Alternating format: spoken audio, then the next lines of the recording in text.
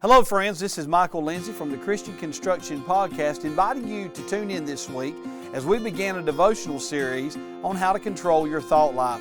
Paul said in Philippians chapter 4 and verse number 8, "Finally, brethren, whatsoever things are true, whatsoever things are honest, whatsoever things are just, whatsoever things are pure, whatsoever things are lovely, whatsoever things are of good report, if there be any virtue, and if there be any praise, think on these things."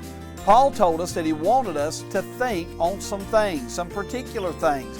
In the verses right before this, Paul gives some context. Before we can have the right thought life, he gives us some things that we're to do in order to set the table, if you will, to you and I having the right thought life. First of all, we could go back to verse number 4 and we realize or we recognize where our joy comes from. Paul said this in verse 4, "Rejoice in the Lord always, and again I say rejoice."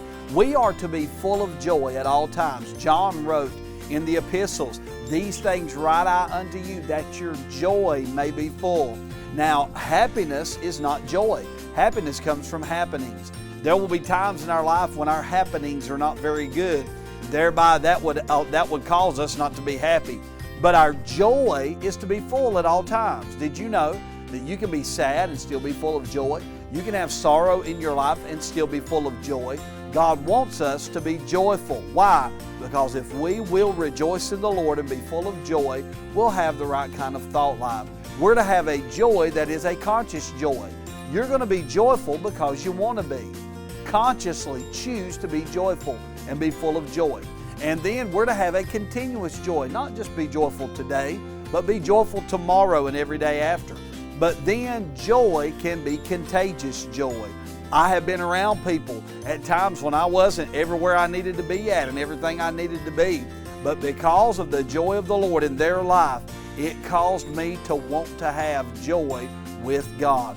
And so, friend, if we're going to have the right thought life, I believe it starts by us recognizing that our joy comes from the Lord. And so be challenged today, but be encouraged. You can have the right thought life, but it starts with you and I having our joy in the Lord. Hope you'll tune in again the remainder of this week for these daily devotionals here on the Christian Construction Podcast.